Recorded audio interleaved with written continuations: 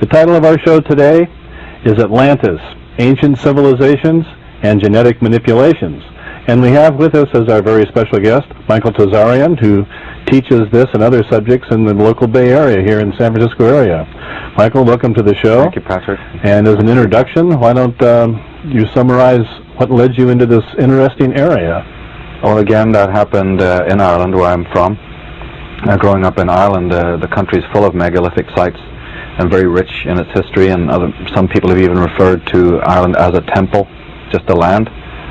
You know, like we go to a physical church or a physical temple to worship. Ireland in mythology is connected, you know, it goes back thousands of years, and the Irish are the oldest race in Europe. And the country, I mean, in the north of Ireland you have a lot of violence and a lot of bloodshed, and people fighting in their partisan ways and bringing a lot of tension and dysfunctionality into their lives. But one of the other great tragedies of Ireland that I noticed was that people are very unconscious there of their Celtic and their Gaelic roots. Majority of the people there don't concern themselves with the ancient past. And in Ireland there was 5 cycles of history, or 5 cycles, 3 of which are mythological cycles and 2 are historical cycles.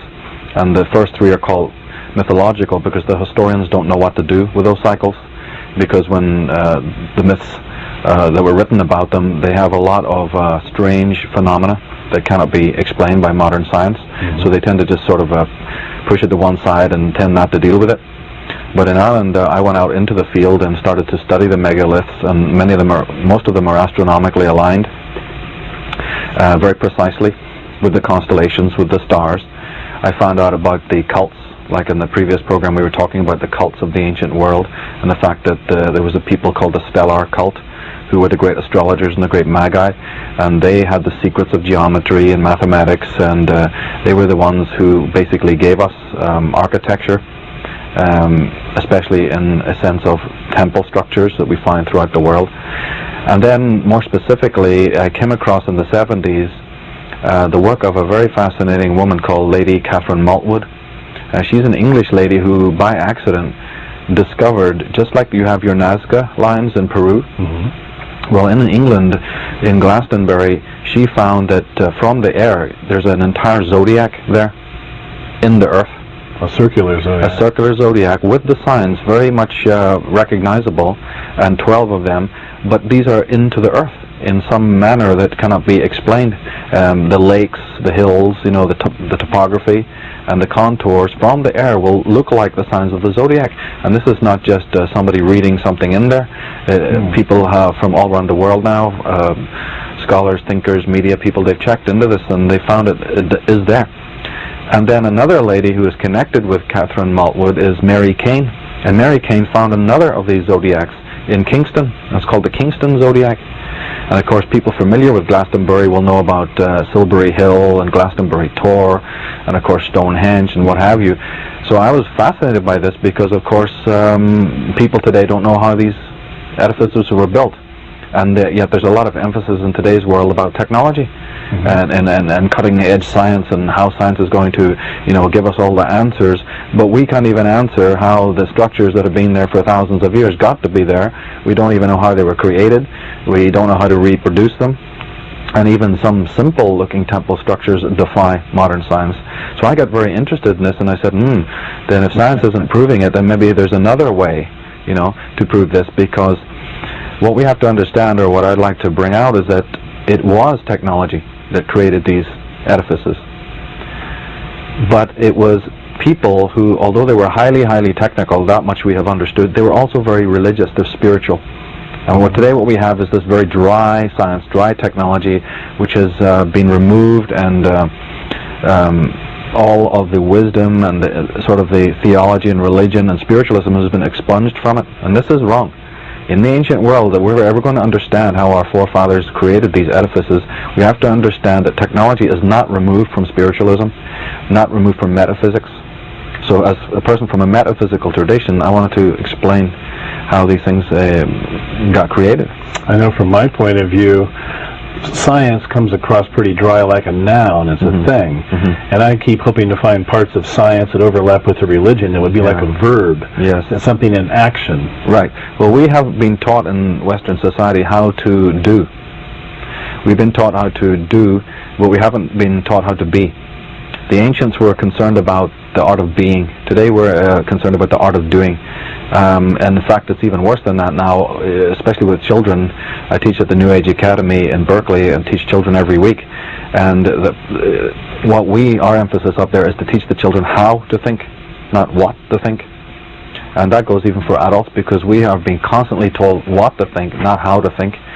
And science's job is to do both, is to understand the science of being, and from that will come the answers that will explain the ancient world, for instance, And to discover the new science, the new technologies that may have also been used in the forgotten past. Unquestionably. See, we will rediscover that. We will rediscover that. But there's also a looking back to the ancient roots, because there's tremendous wisdom and mysticism there. And even when you go out and study these temple structures, your own eyes can tell you that they weren't built 10,000 years ago, and they weren't built by people that resided, 10,000 years ago, in huts and dressed in skins, and from the history of the traditional history that we are told. And you really see that in Ireland, because the beauty and splendor and magnanimity of the places clearly show you that there's nothing on record to explain it. So then I thought, okay, then let me look back. And that's when I started to study those three mythological cycles that the Orthodox historians and scientists don't want to look at. And many wonderful stories started to unfold there, and we have we can probably get into later some of the pictures that I brought with me to show you just exactly what the Celts were pointing out, what they were talking about, that hitherto has been considered just fairy tale or fantasy, but actually there are great truths, scientific and historical truths interlaced within their mythologies. Okay. Yeah. Before we get on to that, before we start with the actual explanations in the pictures, what do you say to a hard-nosed scientist that's raised in the traditional U.S. university that wants to dismiss or discredit any of this mythological or mystical stuff? Well, that does happen. Yeah, that does happen. Mostly, I don't even address my remarks to people that are that skeptical and closed. I just don't have the time, and I find that there are many more people who have a healthy interest in these things. But as I said before, what we have to realize is that when you go and look at the Pyramid at Giza, for instance, there's one of the great edifices. All the great historians of the world have spoken about it. If you go to the Nazca lines in Peru, or to Newgrange in Ireland, or Avebury or Karnak, any of these temple structures, and you look at the intricacy in which they were done, the monumental edifices, the pyramid in Egypt is 13.5 acres long, it has millions of tons of rock in it. When you look at that, clearly we've understood one thing, that science created that. It was science and technology that brought that about. But what we have been not told, or what we're not focusing on, is that these were also metaphysical communities. The nations and the civilizations that brought these edifices into existence, that lived in harmony, were also highly theological. Today we have this division. We have religion just bucketing out. Totally, people are not as spiritually enriched or community oriented as they were. Now we use these phrases like community, and we use these phrases, but where is our spiritual core? And as a Gnostic, I've understood that I don't see those things as separate at all. That theology, religion, spiritualism, and technology are one.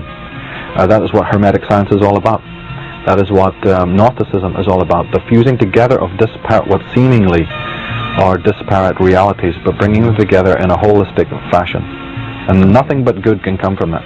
But there are certain people who have, through their training, been told what to do and how to and what to think, and are good at obeying orders and rules, and they can't see this at all, because they've been trained to obey a certain pattern and a routine, and they can just be mystified then, and I don't really bother, addressing that kind of mentality. They have to come to me with open minds, first of all. Yeah. It'd be kind of like having blinders on a horse, and yes, exactly. They can only see this far, and then it's up to them to open their blinders wider. Well, that's right. Marcel Proust, he said something. He said the real voyage of discovery is not seeking new lands, but seeing with new eyes.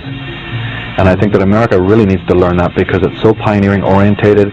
It's very cerebral, hyper-cerebral, very conquestative and acquisition orientated in most of its motivations. But there is another way to look at the world, and America will never grow up. The Western world will never advance to maturity until it understands this yin principle, of letting things unfold, and learning how to be rather than just to do. Okay. Well, hopefully this will all work, and obviously you've seen this in your studies. Yeah, and I'm glad for the questions, but the questions, skepticism is absolutely correct. We need to be critics of our environment, not cynics, and it's correct to have questions. Well, this is a philosophical question too. So philosophy merging with religion to make action. Well, that's right, because I have, there's many people who study UFOs, Atlantis, it's a done thing. A lot of people have written on it, and there's many scholars who work on this. But my particular avenue or slant into the subject, you asked me how I got into this.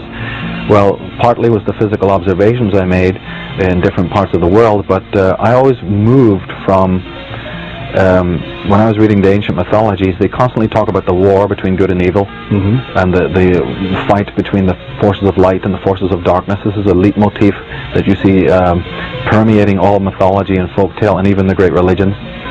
So I came up with a philosophical question, because to me, studying alien visitation or UFOs is not so much about the technology of, the NASA satellites, and are the greens grays or the grays greens, and are they from Sirius or are they from the Pleiades, they're going to probably tell us the answers if and when we meet them. To me, that's not a priority. What to me is a more of a grassroots approach, is that ask the philosophical question, and the one that I like to talk when I do the presentations at expos and things like that, is how is it that evil, what we call evil or badness, enter the world? If we think about it, it's a very important question. We all should be asking it, because our world is full of adversarial powers and forces, and there's so much dysfunctionalism and disempowerment in the world, and we have this phenomena that we know from time immemorial called evil. Yeah, and the psychologists say, you see, it's just part of human nature, and so on. But can we ask a specific question of how did that come into the world? Is it really innate to human consciousness? If it's innate, then many other theories and postulates come from that. One of the most pernicious is that nature then must be blind, stupid, ignorant, and careless, or just not in control. Nature would create an entity, that's the human race. It would evolve a being that has this proclivity. I've never accepted that. And I asked the question, why is it that there is this dark side, or whatever you want to call it, this negative proclivity, this inhumanity, whatever phrase you want to use? Is it really innate to human beings, or could it have some other explanation for being here? So that was also one of the powerful questions, and in order to answer it, I found myself delving into the mythologies of Atlantis and the ancient continents, because there is an answer there. And the reason is that when we normally ask the question, a philosophical question like that about evil or darkness or inhumanity, where is it traditionally that we've gone to look for the answers? That's religion, theology, the Bible, our religions. They say, but that's our province, we're going to answer that. But the problem is, it turns out that these people who are meant to help us answer the question of evil turn out to be some of the most evil people on the planet, going around murdering and creating toxicity. You only have to look at Northern Ireland for that, right? And to be blunt about it, they have not only not answered the question, but they've created 100,000 other labyrinthine questions as well. So you see, and in my workshops we go through the Bible clearly to show you how many inconsistencies there are there, how much toxicity there is there, the strange nature, duality of Yahweh, all of the characters and the dramatis personae, how look at the treatment of women alone, not only in the biblical times but in our civilization now. So you can point to all of this. So if then it turns out that after 2,000 years, these custodians of the knowledge of a religion have not answered how this came into the world, they basically just give you the fact that we're schizophrenic. A human being has got two sides to him, and we're working that out, and when God sees fit, they'll give us the answers. But you see, when you leave aside all of that, when you take the theology and just say, this is not giving my answers, I just want to put it to one side, then a person may think, well, we're left in a void then. Because the orthodox academic philosophers don't seem to have answered the question in 2,000 years since Plato, and you haven't got the religious people doing too good of a job, then are we left in a void? The answer is no. What I found out is that when you turn to the ancient records, the records of our ancestors, they have plenty to say about the origin of evil, the origin of these proclivities and dispositions, and they point to it to be they talk about the pre-Diluvian periods. I mean, they set this conflict way back, just like the Bible does in the Garden of Eden, and that's the kind of era they're talking about. Before Noah, and what we call the pre-Diluvian period. I mean, they do say that when these travesties they're going to talk about happened, it was millennia ago, up to 50,000 years ago, and so on. But they do say that the negative elements were programmed into us. They were not natural to the human race at all, and they came here through transplantation, through alien visitation. And like I say, I didn't come from a UFO background. A lot of what is spoken about in that community is not of interest to me, but there are certain specific very interesting psychological concomitants, theories, aspects that come out of the study of these ancient civilizations in connection to these philosophical questions, and that's the thing that I find very fascinating, very interesting. And in August, I talked at the UFO conference here in San Jose about that. People also found it very interesting.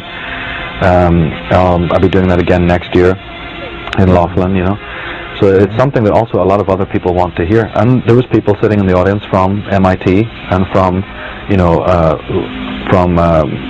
some of the Silicon Valley companies, very eager to listen to this because they have also a healthy interest, One of the things I'd like to interject for our audience is when we talk about UFOs, it doesn't always mean off-world or ETs. There is a book whose name is about Vienna aircraft, where it's translated from the Sanskrit that evidently back in ancient history, Alexander the Great's army was routed by the people of India who had flying saucers with made out of iron with rotating heated mercury that drove the elephants back into the army. So a UFO could mean also earth-built, earth-flown. Yes, it does, and you will hear that exactly. Not only in the Indian legends do you hear about the gods with their thunderbolts or their bolts of lightning, and Zachariah Sitchin has clearly shown pictures showing that they had technology. They not only had landing bays, but they had rockets and helicopters, and they had these missiles. If one anecdote is that you hear about Etana in Mesopotamian mythology. Etana is the king who actually, there's a description in tablets from Mesopotamia talking about how he was taken on board a spacecraft and then took a flight up into the atmosphere and out into the sky. And of course you have in the Bible even Ezekiel talking about being transported up, and Enoch saying how he walked with the gods, and the descriptions of being taken to other levels. But all through society, all through mythology, we keep hearing terms that don't make sense with the fossil record, you see, and this orthodox geological, paleontological record that's put before us of the fossil record of the ice age. I mean, do you know that since the early 90s, the science is now in, you see, because in the 80s a lot of this stuff was considered, totally radical and fringe, and nobody wanted to pay much attention to it, and just dismissed the scholars that were working on this. But actually, since 1990, the science is now in. That proves of the existence of Atlantis, that proves that the ice age never happened. I mean, it just simply didn't exist. There was ice action on the Earth, nobody's debating that, but it was no such thing as an ice age. And more than that, the science is in to prove that the Pleistocene epoch, right, this is a 2 million year geological epoch that housed the ice age, that suddenly does not exist either. That's just concertinaed out of existence. So I have a question, is how can science go that wrong? How can suddenly a 2 million year geological record just suddenly be seen not to exist?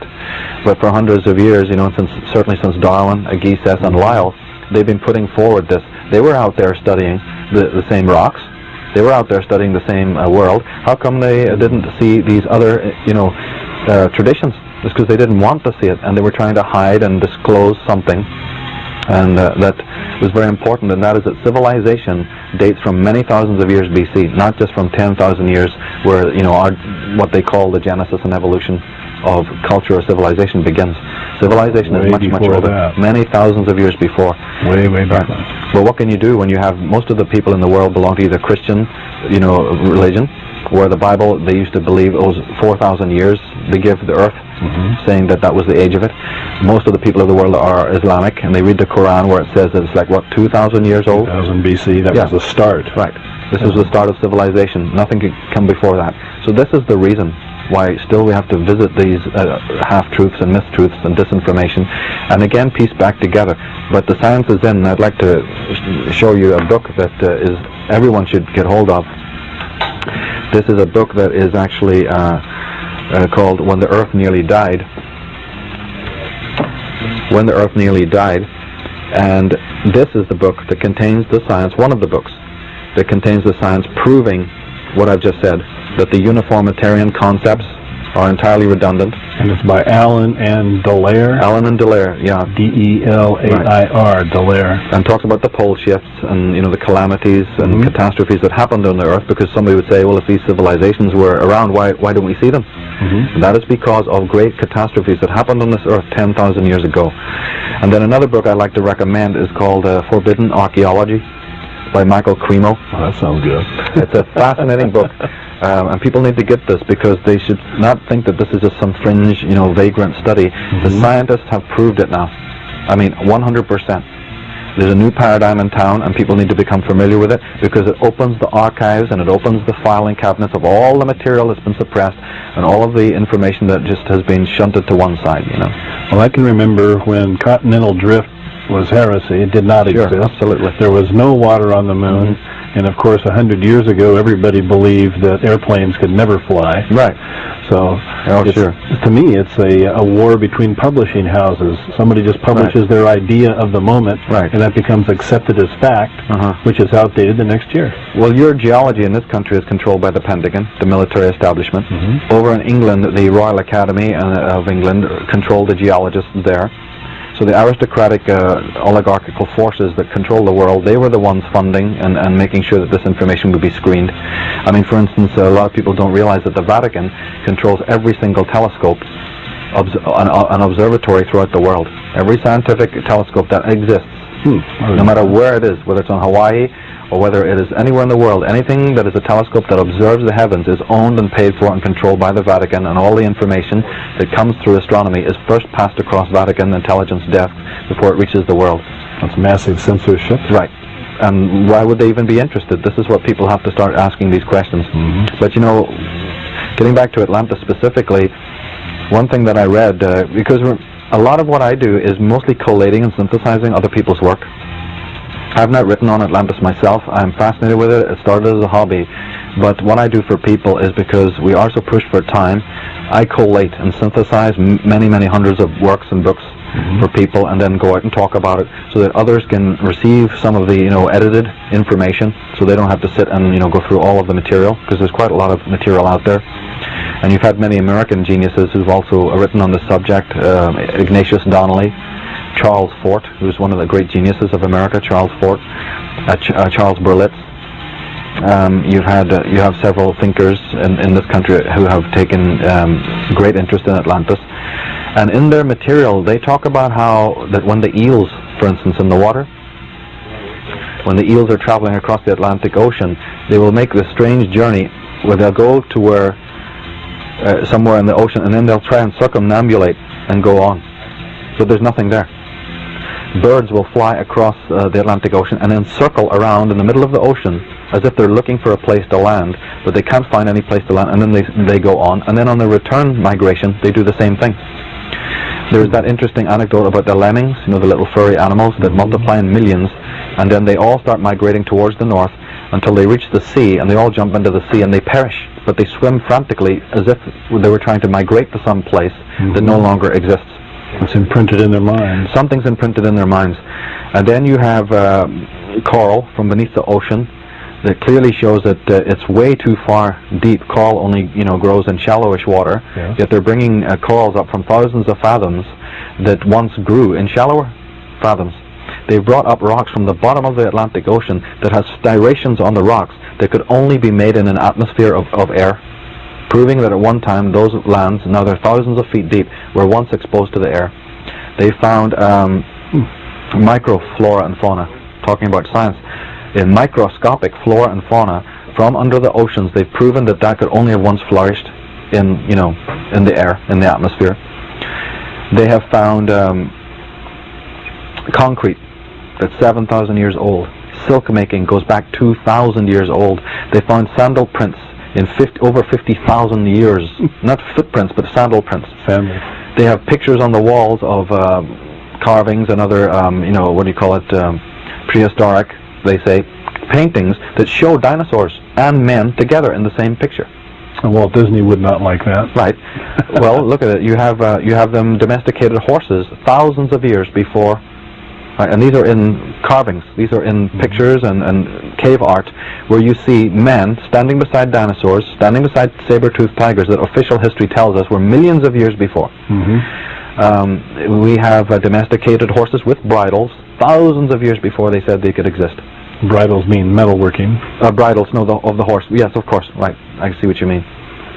You have artifacts, carved artifacts, even silver, beautiful boxes coming out of strata in the earth that is millions of years old.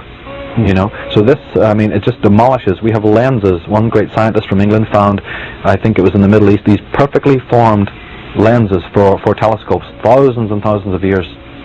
In Zimbabwe, you have these ruins. A lot of people know about the ruins around the world, but sometimes they don't know about this place in Zimbabwe. It's a whole city, and it is made just like you see the Mexican, monoliths, extremely precise, where you can't even put a blade, through the bricks. Yeah. There's a place like that in Zimbabwe that goes back at least 50,000 years. Under the ocean in Marseille, they found caves. Divers found it that used to be once above the ocean, in which there was mining operations being done. So all throughout in the crystal skull, people may be familiar with the crystal skull technology that comes from way back. You have underwater pyramids. You've got ancient maps and calendars coming out of the ancient world that show the Earth before we have a record of people doing maritime surveys. The famous Piri Reis map and so on. Did the land sink or did the oceans rise? Right. Well, if we get to the screen now, I can. Well, first of all, Atlantis is mentioned in many cultures by different names. Some people have called it Antila, Amenti. In Egypt, Aralu.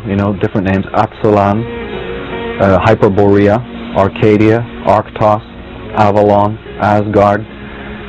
These are all names for Atlantis in different mythologies. So many, many cultures, and this is only a small example of the names of Atlantis. It's interesting they're so similar. Yes, in fact, the people in the West used to call, they are very similar. The people in the West, that's England and Ireland, used to refer to Atlantis as High Brasil, which then gave Brazil its name because, of course, it wasn't an island. They turned out to be Brazil.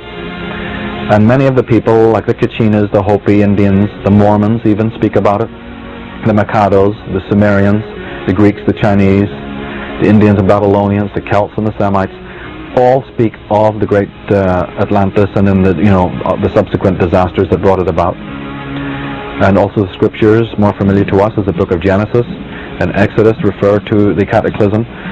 Job and Revelations talk about it. In India you have the great holy books. In Scandinavia you have the Norse Edda that covers this extensively, you see, and in Mexico the same thing. In Wales you have the Triads. These are books.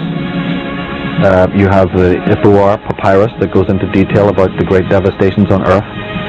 In Ireland you have, I think, a great book, a very rare and expensive book called the Annals of the Four Masters that was written, I think, in the 1600s that talks about it.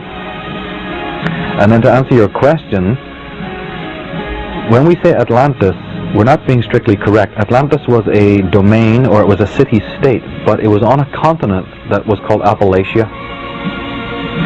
The continent was Appalachia. So when we speak about Atlantis, we're thinking of a continent. The continent was actually called Appalachia, and that was in the north. Appalachia stretched from what would be like North America, Canada, through Greenland, the Arctic, all of that area, right across to where Scandinavia is now, and you could walk the whole way. And that was a whole continent. But what we have to understand is that was only one of 5 continents that sank beneath the ocean about 10 or 11, or some say 13,000 years ago. Tyrrhenia, Oceania. Oceania is better known as Lemuria. Beringia, Fennoscandia. These are other continents that sank beneath the ocean at the time of these great cataclysms. And as I said, you only have to go around on holiday or check out some of the magnificent monoliths, and if you look at this picture, these standing stones that exist all over the world, these great burial tombs that they put before us. Western history has just said, oh, they're burial mounds, you see. In Ireland you have these dolmens, which are all precisely aligned. These are very heavy stones, right? Extremely heavy stones that have stood in geometrical proportions for years. You have strange effigies. Look at the symbol here. You'll see a little man. And I think that this was ancient depictions of aliens or beings that had come to this planet. And in Ireland you have a fantastic temple. I mentioned it last time on this show, and it's a place called Newgrange. It's a temple complex which is older than the pyramids. It's one of the most precisely aligned buildings that you can imagine. There's another picture of it from a different angle. And it's a great astronomical temple that exists in Ireland. And a lot of people don't know about it. It's absolutely full of symbolism and incredible stuff. And in Ireland there's also other great temples and castles and megalithic sites. Just look at some more of these. And of course we know about Stonehenge, another area of controversy there. And those lintel blocks, the horizontal blocks on top, those are several tons? Oh sure, several tons. And the fascinating thing is that we know that these were, they're all highly aligned using sacred geometry. And we might get into why that is later on. As you can see in this picture, you can see that there's a circumference around that, a circle. So they were all familiar with geometry. But their application of geometry was what? Not on paper, but out on the land. And for the sun and the moon. Yes, all aligned to the constellations and to the sun and the moon. There's a ground plan of Stonehenge showing that a great deal of effort went into the design. And people still wondering what it is, you know. And then in the great illuminated manuscripts of the ancient Celts, or the Christians who then started to write down some of the traditions of the Celts, we hear about the destruction of Atlantis. And even before that, 5,000 years ago in Ireland, we have records which talk about, and you can see this picture, that the race that came to Ireland about 5,000 years ago, when asked about where they had come from on these great boats, they said, we have just come from a continent that has been destroyed. They clearly say this in the records. So it's not just Mesopotamian records. They talk about, yes, having to leave because there was a great catastrophe in which the land in which they lived had sank beneath the ocean. They mention that quite clearly. And the leader of this race that came to Ireland, his name was, in Irish it's pronounced Nada. Okay, but the actual word is spelled Noah. Okay, it's just a phonetical pronunciation makes it different. But this character's name was actually Nua, or Noah. But in Gaelic we pronounce it Nada, the High King, who came on a boat with his people, and he said that they were saved from a great deluge. So wherever you go, to Semitic races, the Celtic races, into Palenque in Mexico, you'll hear about the same traditions. And sure enough, in the Celtic prophecies, there is many prophecies about the ending of the divine age. Here's one that's quite interesting. This is given by one of the great queens of ancient Ireland, and I'll quote it. Says, then she added a prophecy in which she foretold the approaching end of the divine age and the beginning of a new one, in which the summers would be flowerless, the cows milkless, and the women shameless, and the men strengthless, in which there will be trees without fruit and seas without fish, when old men would give false judgments and legislators make unjust laws, when warriors would betray one another and men would be thieves, and there would be no more virtue left in the world. Now that's a prophecy about our times, given 5,000 years ago. Well, I haven't read anything like that in the newspapers recently. Exactly. You only have to open your curtains and look out and you'll find it. And I won't quote this one, but this is from the Norse Edda, Scandinavian book, very much a prophecy along exactly the same lines. So these are beings who had tremendous technological but also spiritual powers. And of course, not only does the ancient Celtic mythologies talk about the deluge, but then we have, in the traditional myths of Christianity, they have dealt with the story. We have it as Noah in the book of Genesis, clearly mentioned there, about some cataclysm or catastrophe happening in which the entire earth was annihilated, and the gods, or God in his wrath, decided to not only end Adam and Eve for their transgression, but to completely wipe out the whole creation.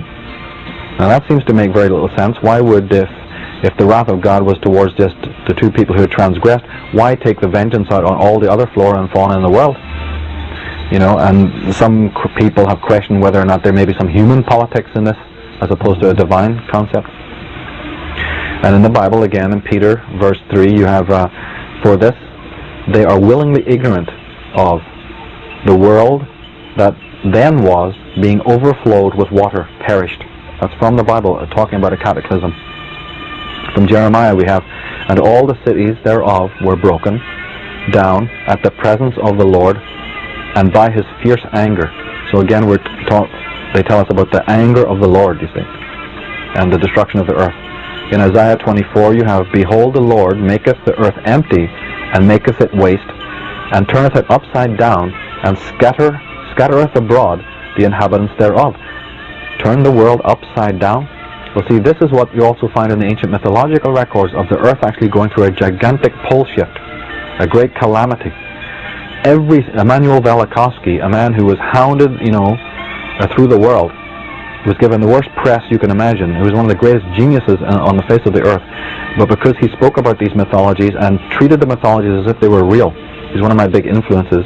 Emanuel Velikovsky was scorned and ridiculed, and he said, no, these mythologies are talking about an actual cataclysm, when the heavens changed, when the sun stopped in the sky, and the heavens were born anew.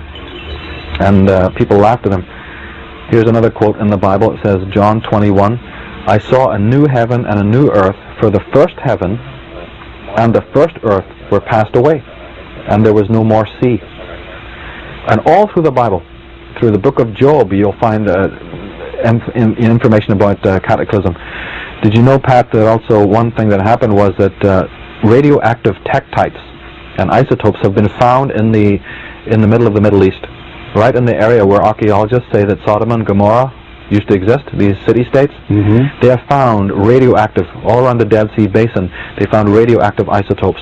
So the implication is they were an atomic bomb. Well, what does it say in the Bible? The angel says, the wrath of the Lord is coming to this place, and whatever you do, don't turn back and look at the glory of the Lord. And of course, Lot's wife, they say, did, and she turned to a pillar of salt.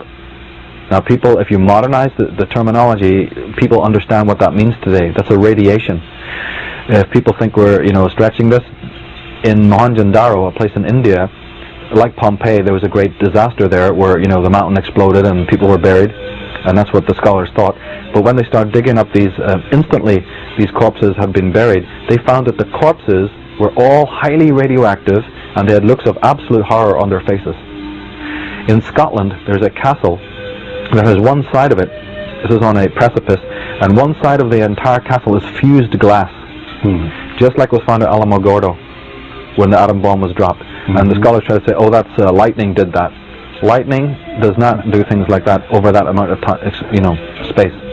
Doesn't have enough energy. Right. Doesn't have enough energy. In Mesopotamia, underneath Kush and some of the great cities there, they have found huge sheets of molten glass, where some gigantic radioactive forces have been taking place there. I have something to say about the pole shift, perhaps sure. When it fits in. No, go ahead. But the idea to a physicist that the Earth having a solid or a liquid core that's spinning in space, there's no way that that's going to turn over like a gyroscope. So people think it's impossible to happen. However, if you think of it in terms of a crust on top of something molten, that can shift. The outer crust, which is very, very thin, smaller than an eggshell, if the center of mass of the ice caps is off of the center of axis of rotation, you get wobble, wobble, wobble. The whole crust can just shift to a new equilibrium position, even though the center of the Earth is still the same. Right, and that is a very coherent theory. There's a book if people want to get on all of the different theories, because different scholars have different, theories about how it might have happened. Or was the pole shift part shift? Was it full shift? What happened? There's a book called Pole Shift by John White. I really recommend that because it has all the theories laid out very scientifically, and it was a fascinating read. And they do talk about all that, because we know about the mammoths that were found, frozen solid. Quick frozen. Yeah. We know about the strange flora and fauna, the erratic boulders. We find whales that are beached thousands of miles away from the ocean, and all this other anecdotal phenomena. But these books have now collated it and have explanations, because, as I said, skeptics are right to have questions, but then they need to be open-minded to receive the right answers. Open-minded is the key. Open-minded. If we can move to another photograph. In Ireland again, we hear about the dispersion of the peoples, and that didn't just happen in Ireland. There was a tremendous dispersion of peoples after the great cataclysms that happened. And one point I'd like to make out is that in Ireland, for instance, people think of the harp as being an Irish symbol.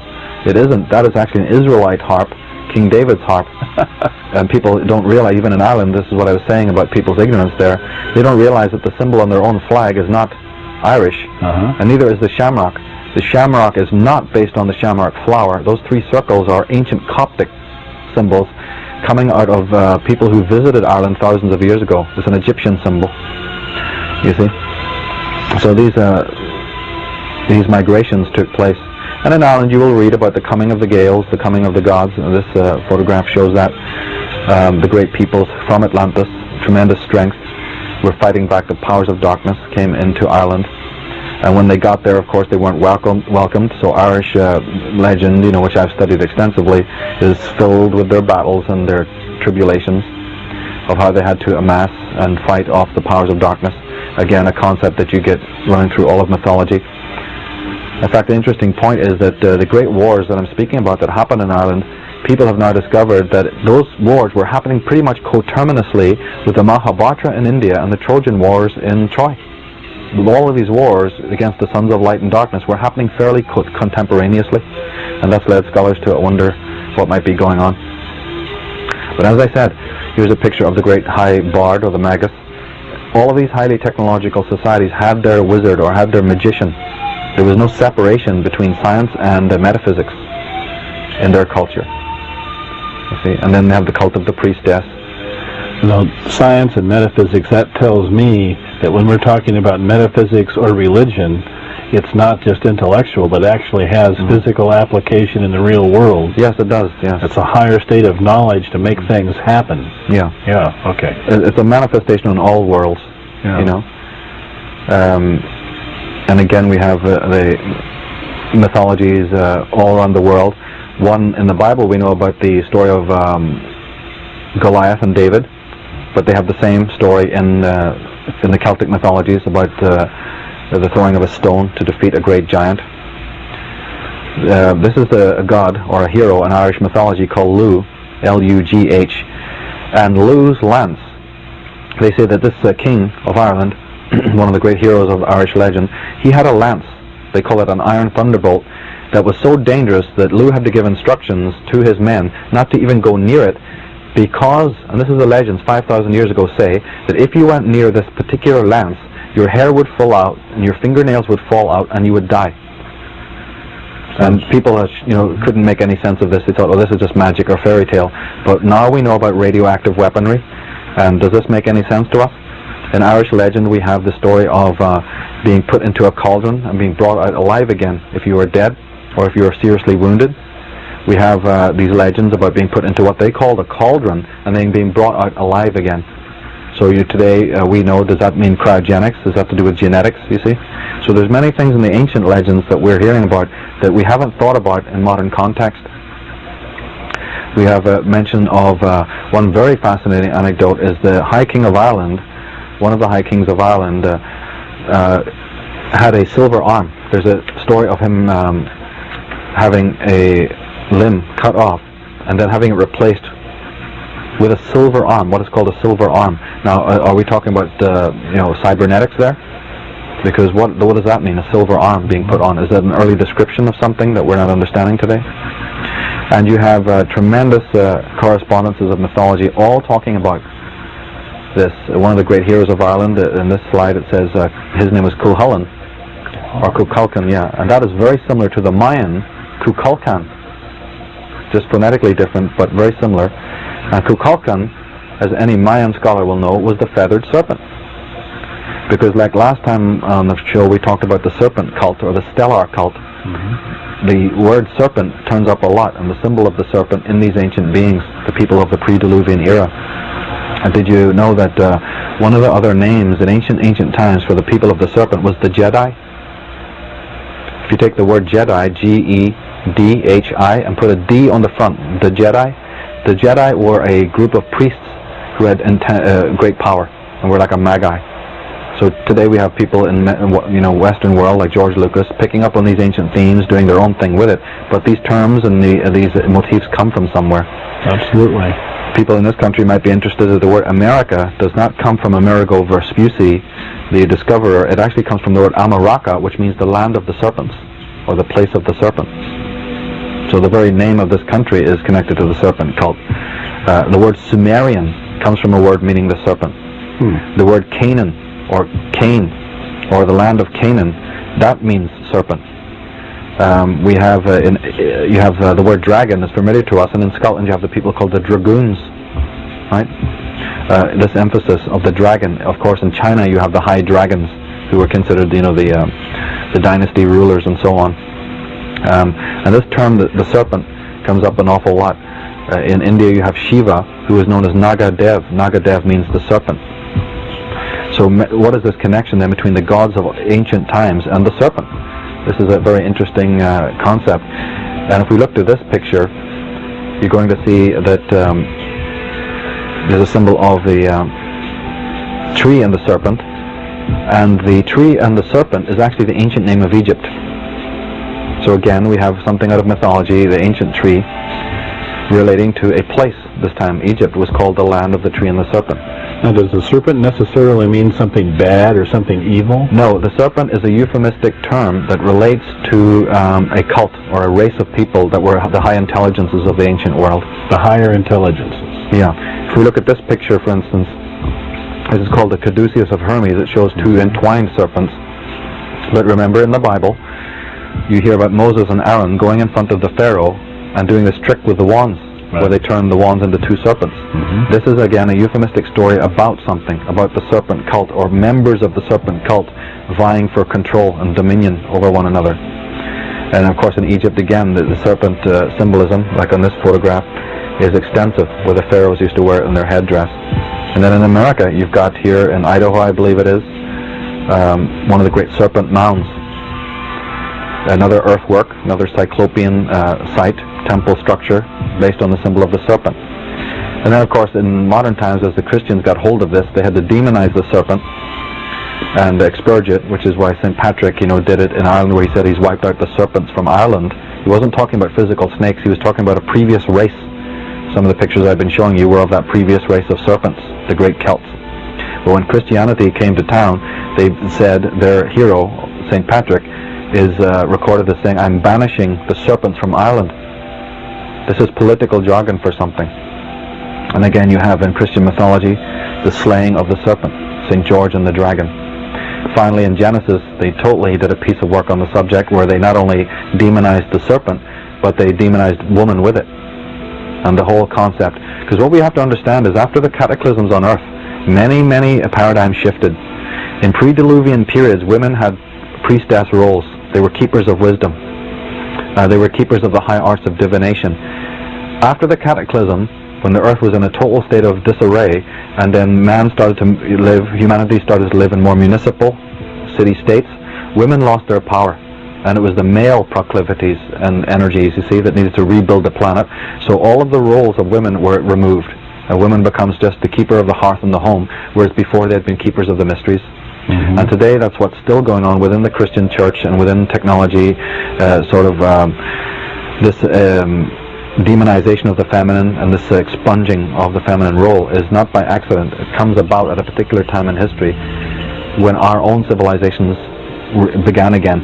And when they did begin again, at 10,000 years ago, they started with a very patriarchal hegemony. And then finally here we have different names for the ancients. Some people call these pre-Diluvian people the Atlanteans. Of course, you have the word Olympians, Arcadians, Antediluvians. Mythology refers to them as the Shining Ones. We even hear them being called the Rayless Ones, or the Daemons, the Nephilim, the Arcadians, you see. We have that twice. Anunnaki is a term coming out of Babylon. We have the Watchers. This is a term in the Bible. The Titans, or even fallen angels. Okay, these are just translations. Anakim, the Cyclopeans, the Elders, the Men of Brass, the Sons of Zadok. There's many, many terms. This is only just a few terms. Each mythology has a plethora of terms to relate to the gods. Because as we stressed earlier, one of the great theories, it comes from a man called Eric von Däniken, who has toyed around with several theories dealing with the pole shift, some credible, some not so credible, but he featured one that I read which seems to have a lot of credence. And he claims that, in fact, our planet was visited from another galaxy by alien beings about 50,000 years ago. And these beings, these Anunnaki, that we refer to now as the fallen angels, came in spacecrafts into our galaxy. And these beings were actually being pursued from their own galaxy. There was an intergalactic war on another galaxy, and these beings were expunged from their own solar system. They were renegade, and the war or the battle straight into our solar system. And to cut a long story short, this group of people that we later refer to as the fallen angels arrived on this planet and set up shop here, basically started to control the status quo on Earth, and they started to corral the peoples of the Earth. And they did this at the place Atlantis. Atlantis has been put before us, you see, as a place of great civilization of Earth, but actually Atlantis, according to some of these theories, was actually a base, an alien base created by aliens of sophisticated technology, but these beings were conscienceless. They didn't have a conscience. And that is where they corralled and genetically manipulated and changed the human race. So this is another fascinating tie-in, you see, that a lot of fiction writers have made something of, but now there's the mounting evidence, especially from the ancient records, that something was going on, and that the human race, and I got interested in it to come full circle, is, yes, that might explain how evil came into the world, because the beings from another planet had come here and tinkered around and genetically changed or manipulated the human race. Perhaps these proclivities, that's why we are schizophrenic. We have this human, caring side, but then we have this other side which seems so demonic and so mindless. Is this innate to human beings, or could there be another reason for it? And then when you study the DNA of man and the genes, and the ancients knew about the DNA, they call it the tree of life. The tree of life is the DNA. And when you study the DNA, you find that many of our codons are closed down, that we're not using them. That many of the powers that we have within us are just latent energies, so we should be using them, and we're not. And we can't be using them without moving into mysticism or metaphysics. It's through meditations, through other spiritual practices that one awakens those powers, not just through science. I'm glad you brought that up, because there's body, mind, and spirit. Oh, yeah. And just because somebody's programmed the body, that doesn't mean you're stuck with that. No. So are there exercises that we could do to bring back the missing pieces? Yes, there are, and that is, of course, the province of the great mystical teachers. I do other classes and writings and materials on that. But you see, it's all technology. Our body came about by intelligence. So when you asked earlier, what do you say to people who are hardened scientists or do this dry science? They couldn't even be doing dry science. They couldn't even be doing what they're doing without a brain and without a body. The body comes about as an expression of intelligence. So if the body can then suppose that there's a higher intelligence to itself, then why should we censor that? Why should we not accept that? If it comes into the consciousness of man to create such a philosophy, to create such a theory, then we should accept it, like we accept so many other more trivial things.